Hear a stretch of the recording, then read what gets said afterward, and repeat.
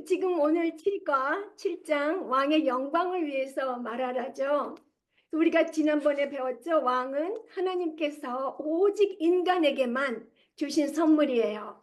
그래서 이 말은 하나님에 의해서 창조되었고 하나님을 통해서 존재하기 때문에 이 말은 하나님을 위해서 사용되어야 되는 거예요. 그런데 우리가 이 말을 하나님을 위해서 하려면 우리가 알아야 할 게 있죠. 말에 대한 하나님의 뜻과 목적을 우리가 분명히 알아야 되는 거예요. 그런데 교활한 사탄이 그걸 방해하죠. 우리가 하나님의 목적을 이루지 못하도록 유혹하고 제대로 이해하지 못하게 세상의 각종 지식이나 그런 걸로 이용해서 우리를 혼돈시켜요. 그래서 우리는 그런 거 대적하기 위해서 성경 말씀에 더 분명히 이해해야 되는 게 고린도후서 5장 11절에서 21절 오늘 본문이에요. 근데 아까 읽었기 때문에 지금 읽지 않겠어요? 그래서 고린도후서 5장 11절에서 21절을 보면 우리가 대사로 부르심을 받았다고 해요.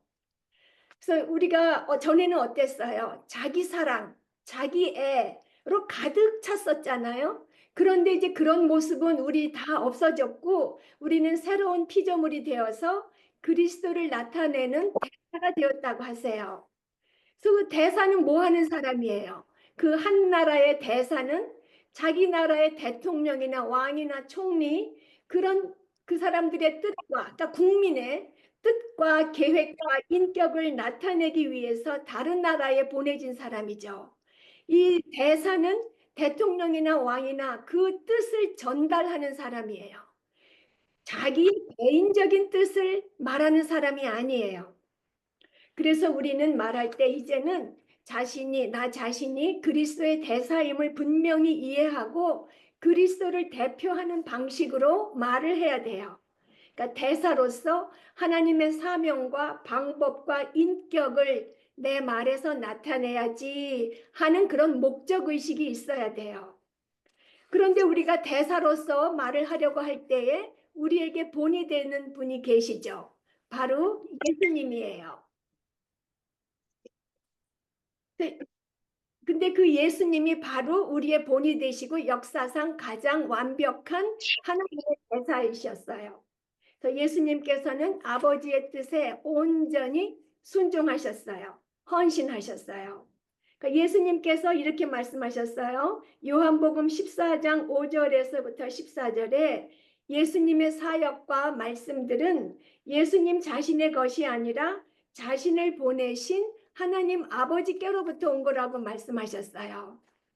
그러니까 예수님께서 하신 말씀은 나 자신의 사명이 예수님의 사명이 하나님 아버지를 구현하는 것이라고 분명히 이해하셨고 그 하나님을 나타내시기 위해서 육체를 입으셨어요. 우리가 사전에서 구현한다는 것을 찾아보면 뭐라고 되어 있냐 하면은 이념이나 사상 계획들 그 영적이라서 안 보이는 거 그런 거를 구체적인 모습으로 나타내게 하는 거라고 그래요. 그러니까 여기서 예수님께서 자신의 사명이 하나님 아버지를 구현하는 거라고 한 거는 하나님 아버지는 영적 존재라서 보이지가 않잖아요. 그래서 육신을 입고 나오셔서 하나님을 드러내신 거죠. 예. 구체적인 모습으로 나타나게 하셨어요. 그래서 예수님께서 하나님을 나타내시기 위해서 육체를 입으신 것은 성육신이에요. 그런데 우리가 하나님을 나타내기 위해서 우리의 말을 그렇게 우리 말에 하나님 아버지를 나타내려고 하는 것은 그건 성육신이 아니죠. 우리가 그냥 하나님을 드러내는 말을 하는 거예요. 그래서 그리스도께서 아버지를 드러내시기 위해서 육체를 입으셨던 것 같이 우리는 그리스도를 드러내기 위해서 부르심을 받았어요. 예수님은 하나님 아버지를 드러내시고 우리는 그리스도를 드러내라는 그런 부르심을 받은 거죠. 그래서 죄인인 우리는 아직도 어떤 욕심이 있어요. 자기의 유익을 추구하려는 그런 욕심이 있죠. 그래서 주님의 유익을 구하지 않고 자기의 유익을 추구하기도 해요. 그렇지만 우리가 나 자신의 유익을 추구한다면 대사가 될 수 없죠. 대사인 우리는 항상 언제 어디서나 모든 곳에서 왕을 위해 말하도록 왕에 의해서 보내심을 받은 그런 대사인 거예요. 그래서 우리 대사가 됐다는 것은 항상 언제 어디서나 모든 곳에서 왕을 위해서 말하도록 왕에 의해서 보내심을 받은 거예요. 그래서 우리는 왕의 대사로서 왕을 위해서 말할 뿐만이 아니라 하나님의 모습을 드러내도록 말하도록 하나님의 모습을 드러내도록 하나님을 구현하도록 부르심을 받았어요. 그러니까 우리 같이 가치 없는 죄인이 하나님의 모습을 드러내도록 말을 한다는 것은 정말 영광스러운 일이죠. 그래서 우리가 하나님의 손과 입과 눈과 그런 것이 되어서 하나님의 사명과 방법과 인격을 세상에 드러낸다는 것은 정말 생각할 수도 없는 영광스러운 일이에요. 그래서 이 하나님의 사명과 방법과 성품이 어디에 잘 드러나 있냐 하면은 하나님께서 그리스도를 보내신 복음에 잘 드러나 있어요. 그래서 우리는 어떤 부르심을 받았어요? 아까 그리스도를 나타내라는 부르심을 받았다고 말씀드렸죠? 근데 그 그리스도가 어떤 분이시라는 걸 우리가 드러내야 돼요. 그리스도께서 화평이시며 구속자이시라는 그런 복음을 증거해야 돼요. 우리가 그리스도께서 화평이시며 구속자이시라는 복음을 증거하라고 우리는 부르심을 받은 거예요. 그래서 이웃에게 우리의 말과 행동을 통해서 하나님의 성품과 뜻을 증거하고 알게 하기 위해서 부르심을 받은 거죠. 그래서 우리는 항상 나 자신의 목적이나 욕구보다 훨씬 높은 하나님의 영광을, 하나님의 뜻을 추구해야 되는 거예요. 그러기 위해서 우리는 항상 대사로서 기억해야 할 것은 하나님의 사명과 왕의 방법을 생각해야 되는 거죠. 그 왕의 사명, 아까 사명이라는 것은 뜻과 목적이라고 그랬어요. 왕의 뜻과 왕의 목적이 무엇인지를 우리는 먼저 알아야 되는 거죠. 그러면 내 말이 주님께서 귀하게 여기시는 그런 것들을 전하고 있는가를 생각해야 되는 거예요. 내가 무엇을 전하고 있나? 나는 하나님의 생각을 전하고 있나? 나의 생각을 전하고 있나? 점검해 봐야 되고요. 그리고 하나님이시라면, 주님이시라면, 그리스도시라면 이러한 상황에서 어떻게 하셨을까 하고 그리스도의 방법을 우리는 생각해야 되는 거예요. 그래서 주님을 나타내 보일 때에는 단지 내용만 무엇을 전하는가 하는 그 내용만의 문제가 아니라 올바른 태도로 전하는가 하는 것도 문제가 되기 때문이에요.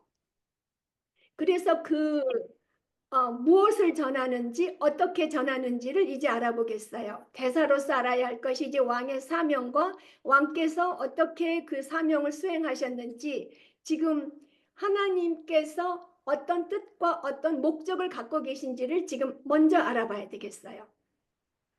그래서 대사는 자기의 생각을 말하는 게 아니라 왕의 뜻과 그 목적을 전하는 사람이 대사라고 그랬잖아요. 그래서 대사는 먼저 왕의 사명을 정확하게 알아야 돼요.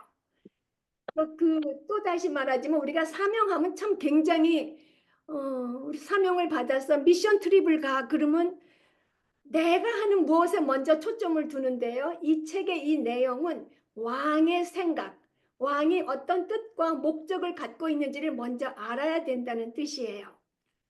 그래서 그리스도의 대사로서 우리가 받은 왕의 사명은 고린도후서 5장 15절에 보면 이렇게 말씀하고 있어요. 그가 모든 사람을 대신하여 죽으심은 살아있는 자들로 하여금 다시는 그들 자신을 위하여 살지 않고 오직 그들을 대신하여 죽었다가 다시 살아나신 이를 위하여 살게 하려 하심이라.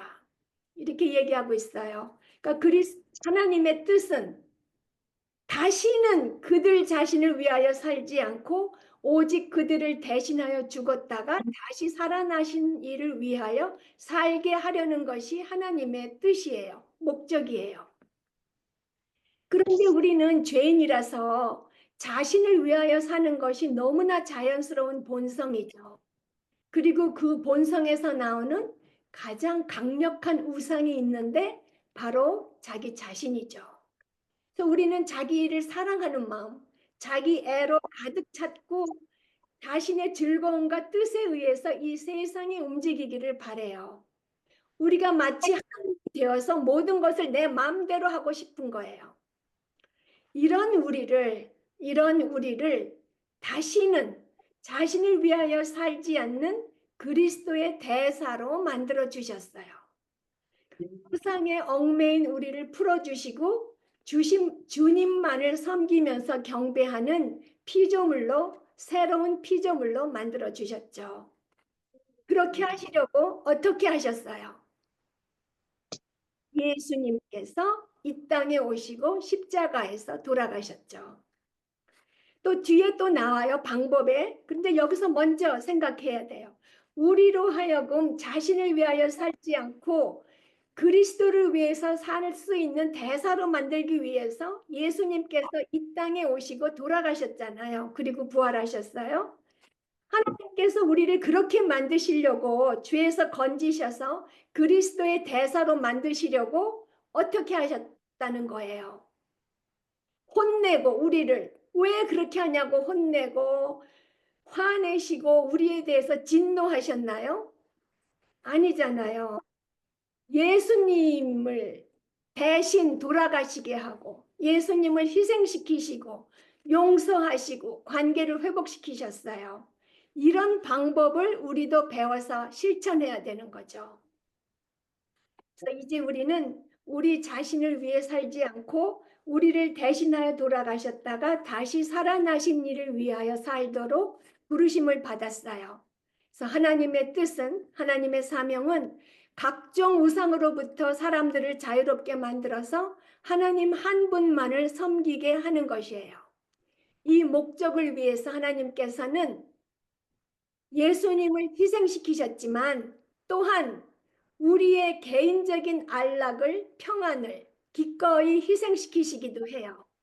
반항하는 아이들이나 이해심 없는 남편이나 동료들 또는 병, 이런 것 같이 우리를 격동시키는 상황을 허락하시는 거죠.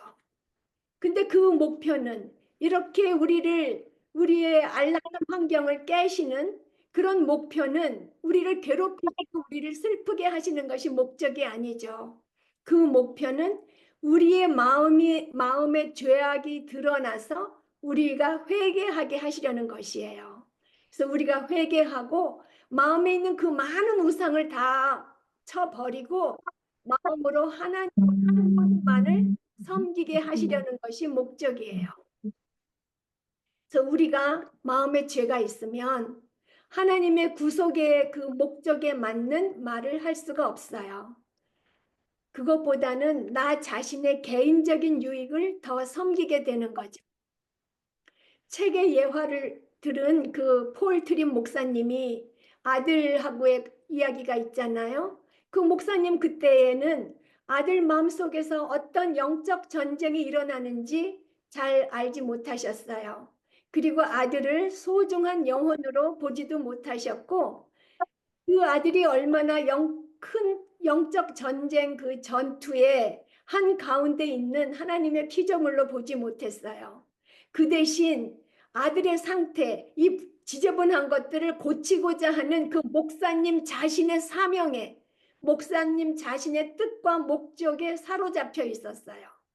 그래서 하나님께서는 하나님의 사명을 이 목사님으로부터 이루게 하시려고 목사님을 대사로서 그 자리에 있게 하시는 것을 잊어버린 거죠. 그리고 목사님 마음대로 그거를 조절하고 싶었던 거예요. 그래서 목사님이 모르셨던 거는 아들이 벌리고 있는 전쟁이 혈과 육에 관한 것이 아니고 정사와 권세에 관한 전쟁인 것을 잊은 것이에요. 그리고 목사님은 하나님의 눈앞에 자신이 있다는 것을 잊어버렸고 생명의 떡의 영광, 예수님의 영광을 잊어버리고 육적인 떡, 자신의 만족을 추구한 거예요. 근데 이런 일은 정말 우리에게도 많이 많이 일어나요.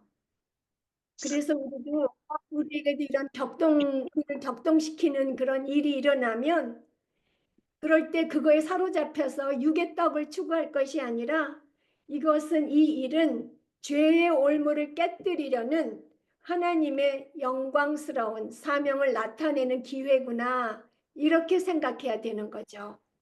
그래서 우리가 참 그렇게 하기에 정말 힘든데 그래서 우리는 항상 깨어서 기도하면서 성령 충만해야 되는 거죠. 성령님의 도움이 있어야지. 그리고 고난 속에서 우리의 왕, 우리를 구원하신 왕의 영광스러운 사명을 실천할 수 있는. 그래서 대표로서 우리는 그 왕의 사명이 무엇인지 먼저 알아야 되고요. 구속적인 목적이고 구속적인 뜻이 있는 거죠. 그리고 왕의 사명을 어떻게 수행하셨는지 그 본을 보겠어요. 우리가 그 사명을 준행할 때에 뭐 꼭 왕의 방법으로 해야 되나? 무슨 방법으로든지 뭐 왕의 사명을 이루면 되는 것이 아닌가 생각할 수도 있어요. 그렇지만 우리는 왕의 방법이 아니면 우리가 절대로 그 문제를 해결할 수가 없어요. 우리 힘으로는 절대로 이룰 수가 없어요. 이 어려운 일을 우리 생각대로 하면 절대로 해결할 수 없고 예수님의 성품과 목적과 일치하는 방법으로만 해결할 수 있는 거죠. 그래서 우리는 보통 문제를 해결하기 위해서 어떻게 하나요? 분노하거나 상대방에게 죄의식이 일어나도록 하거나 비난하고 위협하기도 해요. 그래서 우리가 이렇게 생명의 떡의 영광을 잊고 예수님의 영광을 잊어버리고 육적인 떡을 추구할 때는 상대방이 순종하기는커녕 적대심과 거부감만을 일으키게 돼요.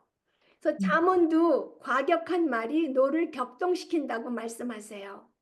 그래서 아까도 말씀드렸지만 왕의 사명은 우리의 생각대로 하면 절대로 이룰 수가 없어요. 예수님의 성품과 목적과 일치하는 방법으로 해야지만 이룰 수 있죠.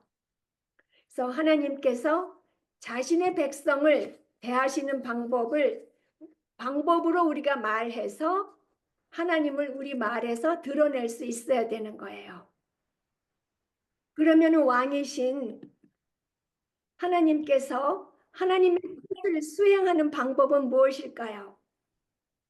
하나님께서는 어떻게 나 자신만을 위하여 살던 우리를 주님을 위하여서 살게 하셨을까요? 하나님께서 백성을 대하시는 방법은 사랑이에요. 고린도후서 5장 14절에 그리스도의 사랑이 우리를 강권하신다고 하세요. 그리고 로마서 2장 4절에는 주님의 인자하심이 사람들을 회개에 이르게 한다고 말씀하세요. 그래서 예수님께서는 하나님의 주권적인 통치, 내가 주권이 있으니까 내 마음대로 할 거야 라든지 뭐 나는 거룩하니까 나는 악을 조금도 못 보니까 그리고 죄악에 대해서 나는 분노한다. 그런 걸로 우리를 대하시지 않고 하나님의 사랑과 인자하심으로 우리를 대하세요. 그래서 그리스도의 영광스러운 대속의 사랑이 사람의 마음에, 우리 마음에 변화를 일으키는 가장 강력한 수단이에요. 그리스도의 본을 우리가 배웠어요. 그러면 이제 우리는 어떻게 해야 될까요? 우리를 격동시키는 사람들에게 어떻게 해야 될까요? 지금까지 우리는 우리를 격동시키는 상황에서 사랑을 선택하지 않았어요. 우리한테 악을 행하는 자를 축복하지도 않았고 선으로 악을 이기지도 않았어요. 인내와 용서로 사람들을 변화시키기보다는 분노의 힘으로 변화시키기를 원했죠. 그리고 해가 지기 전까지 분쟁을 해결하고 관계를 회복하려고 하지 않고 상대방이 먼저 찾아오기만을 기다렸어요. 그리고 한 걸음 물러서서 하나님의 방법으로 말하도록 자신을 준비시키기보다는 순간의 분노에 사로잡혀서 말을 하곤 했죠. 그런데 이제 예수님께서 우리에게 어떻게 하셨는지를 알았는데 우리는 어떻게 해야 될까요, 이제? 먼저 우리의 신분을 생각해야 돼요. 신분. 우리는 옛사람이 아니에요. 죄악에 빠져서 마음으로 하나님과 멀어졌던 그런 게 아니고 이제 그리스도의 대사가 된 새로운 피조물이라는 것을 생각해야 돼요. 우리의 신분이 그리스도의 대사이며 또 내가 무엇을 대사로서 해야 되는지 알아야 돼요. 그래서 그리스도의 사명과 그리스도의 방법을 우리는 알아야 되는 거죠. 그래서 그리스도의 대사로서 세상의 파괴적인 무기들을 내려놓고 왕께서 주신 복음의 무기를 사용해야 되는 거예요. 하나님께서 복음의 도구들을 사용하셔서 우리의 마음을 획기적으로 변화시키셨던 것처럼 우리도 다른 사람들의 마음의 변화를 위해서 복음을 사용해야 되는 거예요. 그래서 오늘 본문인 고린도후서 5장은 변화를 일으키는 세 가지 방법을 말하는데 그것들을 알아보겠어요. 자기 희생, 용서, 관계 회복인데요. 우리의 말은 그 세 가지 범주를 벗어나면 안 되는 거예요. 자기 희생과 용서, 관계 회복의 범주를 벗어나면 안 돼요. 먼저 자기 희생에 대해서 알아보면은요. 우리의 구원은 그리스도의 죽으심에서 왔어요. 그리스도의 죽으심이라는 그 자기 희생을 통해서 우리를 변화시키셨죠. 예수님께서는 하늘의 영광을 기꺼이 버리시고 인간으로 오셨을 뿐만이 아니라 예수님께서 짓지 않은 죄를 위해서 기꺼이 죽임을 당하셨기 때문에 우리가 신의 본성에 참여하는 자가 된 거예요. 그리고 예수님께서는 우리를 신의 본성에 참여하는 자로 만들고 우리한테 원하시는 게 있어요. 예수님께서 우리를 사랑하셨던 것처럼 우리도 다른 사람을 사랑하고 섬기라고 하셨어요. 그러니까 자기에 대해서 죽으라고 말씀하신 거죠. 내가 너희를 위해서 죽은 것처럼 너도 다른 사람을 위해서 자기 자신에 대해서 죽어라는 거죠. 그러니까 자기 십자가를 지고 예수님을 따르라고 하셨잖아요. 그러니까 자기 자신에 대해서 죽으라는 이 부르심은 주님의 종이니까 자기 희생적인 삶을 살라고 부르신 거죠. 그래서 예수님께서 우리를 대사로 부르신 목적이 여기에 있는 거예요. 이 같은 자기 희생을 기꺼이 받아들여서 우리 삶이 예수님의 영광스러운 사역을 돕게 하려는 것이 예수님께서 우리를 대사로 부르신 목적이에요.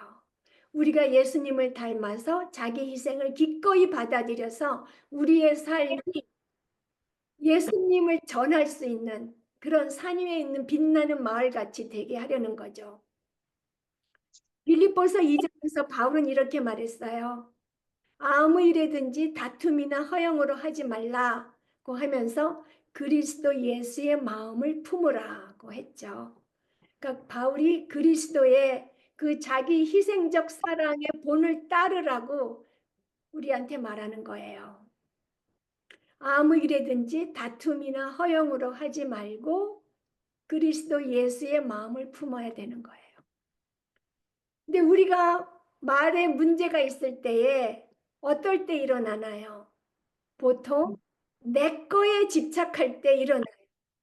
나의 권위, 나의 위험, 나의 시간, 나의 계획, 나의 소유, 이런 것 같은 내 것에 집착하는 자기 사랑에 빠지면 하나님께 영광을 돌리지 못하는 거죠. 하나님께 영광을 돌리지 못할 뿐만 아니라 주님께서 우리 주변 사람에게 하시는 일에도 전혀 저희가 도움이 되지 못하는 거예요. 그래서 우리는 하나님께 영광을 돌리기 위해서 그리고 예수님께서 우리 주변 사람에게 하시는 일에 도움이 될 수 있도록 우리는 항상 예수님의 복음을 생각하면서 우리도 예수님의 마음으로 희생해야 되는 거예요.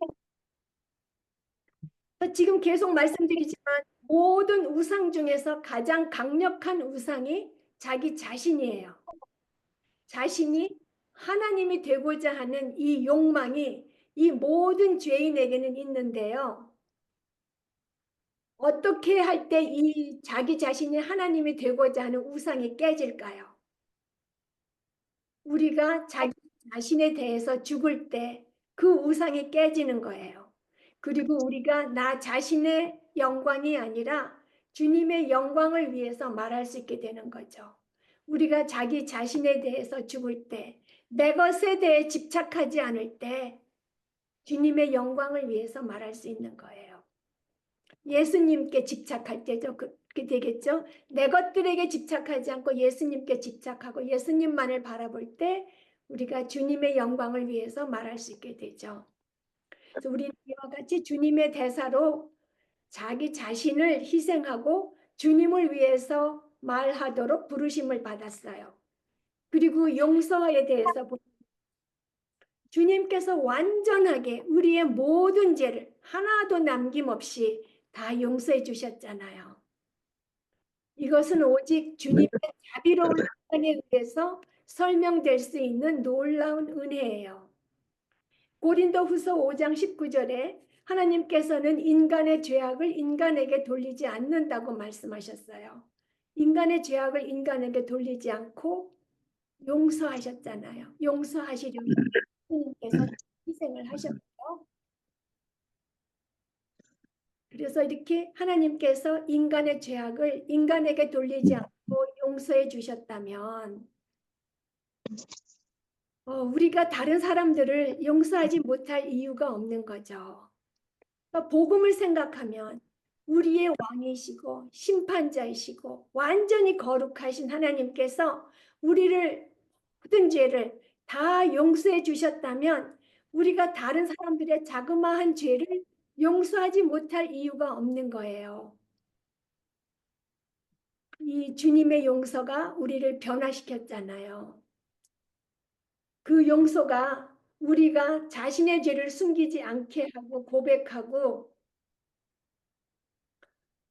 우리가 주님께서 죄를 고백하면 용서해 주겠다고 약속하신 것이 우리로 하여금 고백하게 하는 거잖아요. 그래서 우리가 자신의 죄를 숨기지 않고 고백하고 책임 전가하거나 변명하는 방어적인 태도를 버리고 나 자신의 의로움을 버릴 수 있는 것은 오직 우리를 용서해 주신다는 하나님의 약속을 우리가 믿기 때문이에요. 하나님은 그 약속을 지키시는 분이죠. 이와 같이 우리가 주님께로부터 받은 용서를 생각하고 다른 사람을 용서하는 것은 다른 사람을 변화시키는 놀라운 도구가 되는 거예요. 하나님께서 우리를 사랑하신 것처럼 우리가 서로 사랑하고 하나님께서 우리를 용서하신 것처럼 우리가 서로 용서하라고 말씀하세요. 우리가 이 말씀에 순종하려고 할 때 서로 사랑하고 하나님께서 사랑하신 것처럼 서로 사랑하고 하나님께서 우리를 용서하신 것처럼 서로 용서하려면 성령님의 도움이 필요하죠. 그래서 우리의 말은 성령님의 도움이 있을 때에만 하나님의 그런 기준에 도달할 수 있어요. 그리고 이제 관계 회복, 끊어진 관계를 다시 화목하게 하는 것을 알아보겠어요. 아담과 하나님과의 관계를 끊어뜨린 게 뭐죠? 바로 죄예요. 그래서 죄가 아담과 하나님과의 관계를 끊어 놓았는데 그 죄를 지은 이후에 아담은 하나님을 두려워하게 되고 하나님을 피했어요. 피해서 숨었어요. 그래서 관계가 깨어진 온전한 교제를 누리던 그 관계가 깨어진 거예요. 그런데 아담과 하와의 존재 이유가 하나님과의 그 막히지 않는 온전한 그 관계였어요. 그런데 그 죄로 인해서 그 관계가 깨어졌어요. 아담과 하와의 존재 이유가 하나님과의 관계이었는데 그러면 우리의 존재 이유는 무엇일까요? 우리의 존재도 존재의 근거도 하나님과의 온전한 관계에 있어요. 온전한 관계를 맺는데. 그래서 죄를 지은 후에 인간에게는 하나님과의 관계를 회복시켜줄 중재자가 필요했죠. 예수님께서 그 중재자로 이 땅에 오셔서 십자가에서 죽으시고 부활하심으로써 그 관계를 회복시켜 주셨어요. 이것이 바로 복음이죠. 하나님께서 그리스도를 통해서 세상을 하나님과 화해시키시는 일을 하신 거예요.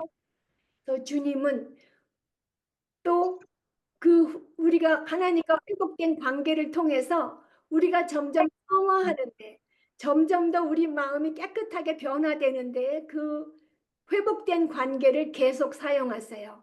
그 회복된 관계가 나중에 죽어서 영원히 천국에 가는 것, 그것만이 아니라 하나님과 가까이 회복된 그 관계를 맺을 때에 우리가 점점 성화되잖아요. 그래서 우리의 마음을 변화시키기 위해서도 그 회복된 관계를 하나님께서 사용하세요. 그래서 우리가 하나님의 자녀답게, 하나님의 백성답게, 교회의 지체답게 하나님과 친밀한 관계로 돌아갈 때 우리가 마음의 변화를 경험할 수 있는 거죠. 이렇게 우리의 마음이 변화되어 점점 깨끗해지는 것이 하나님의 목적이에요. 우리가 그리스도의 대사로서 나쁜 환경 속에서도 그리스도인답게 말할 수 있으려면 우리가 알아야 할 게 있어요. 우리가 이 나쁜 환경이 우연히 생긴 게 아니라는 거죠. 나 자신이나 아니면 주변 사람들을 하나님과 더 풍성하고 깊은 관계로 이끌기 위해서 주신 거라는 거죠. 하나님께서 허락하신 것이라는 것을 우리는 알아야 돼요. 그래서 모든 상황은 우연히 일어난 일이 아니고, 어려운 상황은 하나님께서 우리를 버리셨기 때문에 일어난 것이 아니죠. 아까 우리 최인숙 자매님이 그러셨잖아요. 하나님이 친히 더 가까이 계신다고. 우리가 더 어려운 일을 당했을 때는 정말 우리가 어려운 일 당했을 때 하나님이 더 가까이 계세요. 그래서 하나님께서 모든 상황을 통해서 우리를 성화시키시고 또 우리를 통해서 일하세요. 그래서 우리가 관계 회복의 말과 연합과 일치를 격려하는 말을 해야 하는 것은 우리의 행복만을 위한 것이 아니라 하나님께서 연합과 우리가 이루는 그 일치 속에서 구속적으로 사역하시기 위해서예요. 우리를 회복의 도구로 사용하시는 것이 하나님의 목적이죠.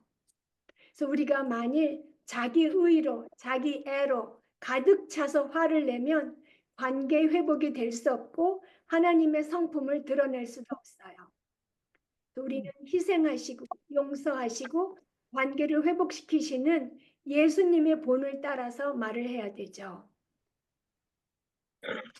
하나님께서 우리가 그리스도의 대사가 되도록 부르신 그 목적은 우리가 자신에 대해서 기꺼이 죽고 기꺼이 상대방을 용서하는 우리의 사랑과 선한 행실을 통해서 주변 사람들과 하나님과의 관계를 회복하는 것이 목적이에요.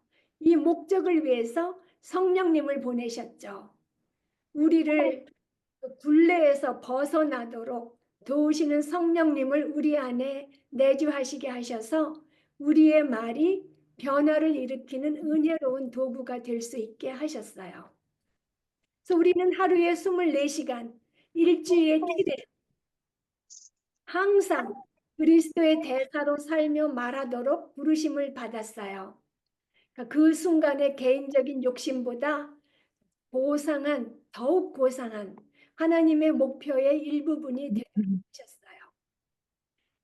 구원을 이루시는 하나님의 말씀을 전하도록 부르심을 받았죠.